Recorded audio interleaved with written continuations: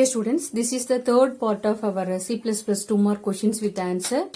The question is, define the term array. This is very much important question.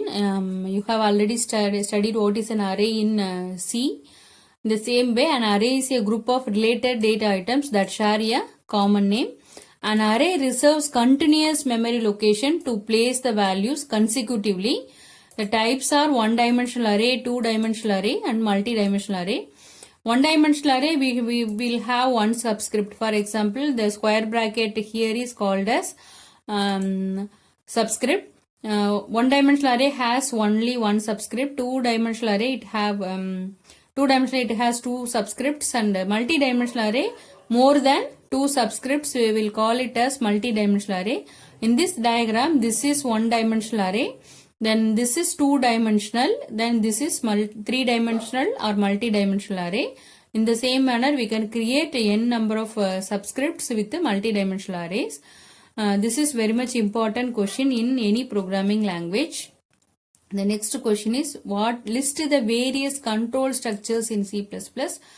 Control structures define the way in which execution of a C++ program should take place to achieve the required result. The various control structures are unconditional branch, the goto statement, bidirectional branch, if else if later, nested if, multi-directional branch, switch statement. These are the very much important statements.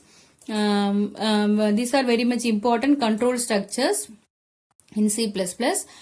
This question may be asked in 10 mark question. I already gave notes with a detailed explanation and syntax for this question.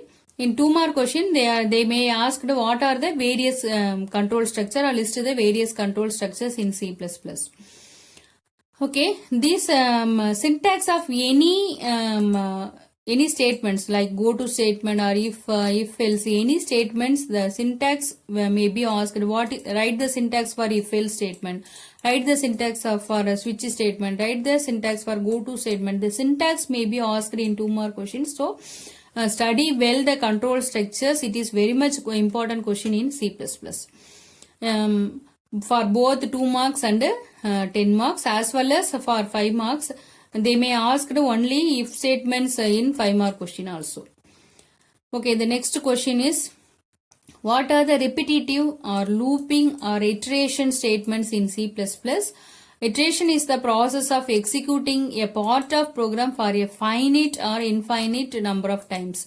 We are repeating. Looping is the looping statements or iteration statements iteration is the process of executing a part of program for a finite or infinite number of times. It is also called as looping. The statements are for loop, while loop and do while loop. Like already I have told, the syntax of any statements may be asked in 2 mark question. So study well the various control structures and looping statements or repetitive statements in C++. It is very much important question in first unit. The next question, what is the difference between while and do while loops? The while structure is called as entry controlled loop. The condition is tested first. This is the main difference. The while structure is called as entry controlled loop. First the condition is tested. And the do while structure is called as exit controlled loop. The block is executed first and the condition is tested next. First we should execute the block and the condition is tested at the last. This is the main difference in while and do while loops. If the condition satisfies, the loop block is executed. Otherwise, the program execution continues after the while structure. If the condition in do while loop, if the condition satisfies, the block is executed again. Otherwise, the program execution continues after the do while structure. The main difference, it is entry controlled, it is exit controlled. This is the main difference. The next question. What is the use of break and continue statements in C++? The continue statement is used in the loops to skip a part of the loop and continue the next cycle of the loop. if we want to skip some values in between a loop, for example, I am executing a loop from 1 to 10. I want to skip some of the values. I want to skip 5 and 6. Then I may use this continue statement to skip the values between a loop execution. The break statement abandons the loop. The break statements fully break the loop and transfer the control out to the loop. If we want to get out of the loop in between, we can use the break statement. It is also used to exit the switch section. Mainly the break statement we will use in switch statement. This is the main difference between continue and break statement. Continue statement we are skipping the values. In break statement we are breaking the loop and exit out of the loop. Okay, the next question. What are input output streams, or define IO stream, or what are input streams? A stream is a sequence of bytes. A stream is a sequence of bytes. The source stream that provides data to the program is called input stream. Input stream is called as the source stream, and the destination stream that receives output from the program is called the output stream. Okay, a program extracts the bytes from and input stream and insert the bytes into an output stream. The stream classes are IOS, iStream, OStream, IOStream, stream buffer. These are the classes. It is a very much important question. What are input and output streams? By using these streams, IOS stream, we can go through hash include iostream.h, which is a header file. iostream.h, it has the input and output function, so it is very much important in giving input and output values. The next question is, what do you mean by manipulators?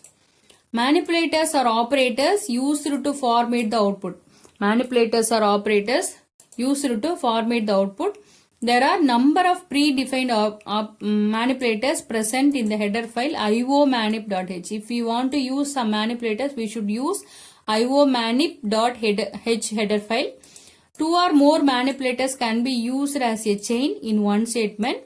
For example, the most commonly used manipulators are NDL and ZW. The example, cout manipulator 1, manipulator 2, manipulator 3 and item. What is the variable name? Here manipulator 1, item 1, manipulator 2, item 2. In this manner we can use the manipulators in our programs. Manipulators are mainly used to format the output. This is very much important question. The next question is, list some of the common manipulators in C++. Set W, set width manipulator, set field width to W. Set precision, set the floating point precision to the number of decimal points. It set the precision, set the floating point precision to D. Set fill, set the fill character to C. We can fill empty spaces with star symbol, dollar symbol. So set fill function used to fill the character. Set IOS flag, set the format flag. What is the format we are going to apply? Then we will